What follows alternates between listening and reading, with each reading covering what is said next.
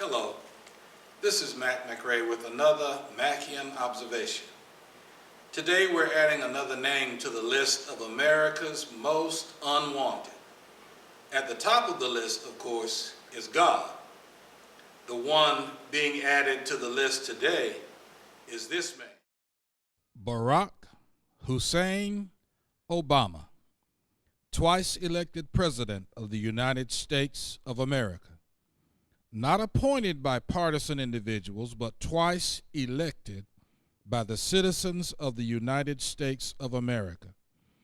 He was born in Hawaii, while it was still considered to be one of the 50 states of America. He is unwanted as a result of the following. When he had the audacity to run for President of the United States, he won twice. He pulled a bus called American Government out of the ditch of despair, repaired the damage, and proceeded to drive that bus to higher heights. Meanwhile, the bus was replete with brain-dead morons who were on the bus when it wrecked, but did nothing to prevent the disasters that contributed to the damage that nearly destroyed America. In many ways, they aided in the deterioration of America. And when President Obama started to drive, all these idiots did was scream at him, telling him that he didn't know how to drive. But he, being cool, continued to drive to heights that breathed life back into America at every level.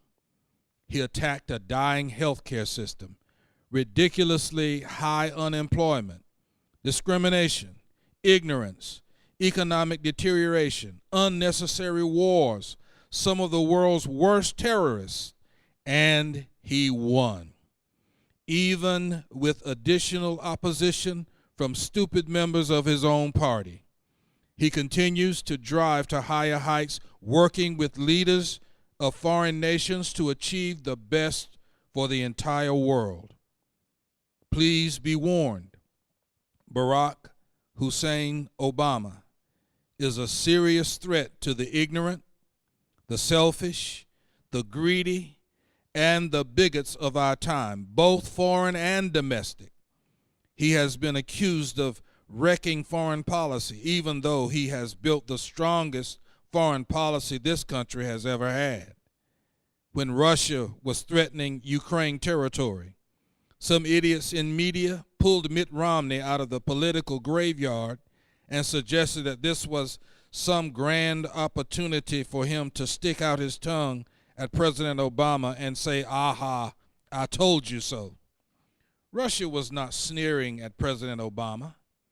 Russia was sneering at the idiots in America whom they knew were doing everything they could to bring their own president down.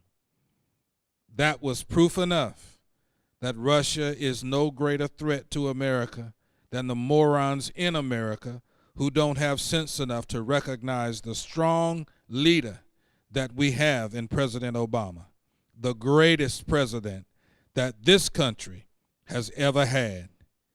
He has been repeatedly criticized for his stand on Israel, while continuing to demonstrate his support of Israel.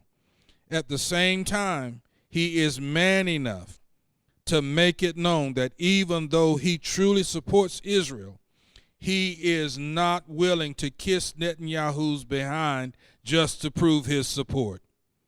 Even though at least 47 morons in Congress have already puckered up, and some of those pucker-uppers have the gall to announce their candidacy for President of the United States. None of them is worthy to fill President Obama's shoes, primarily because he is armed with a powerfully brilliant mind, and he is not afraid to use it. If you should come in contact with this man, thank him and thank God for him. This has been another Mackian observation. Thank you for listening.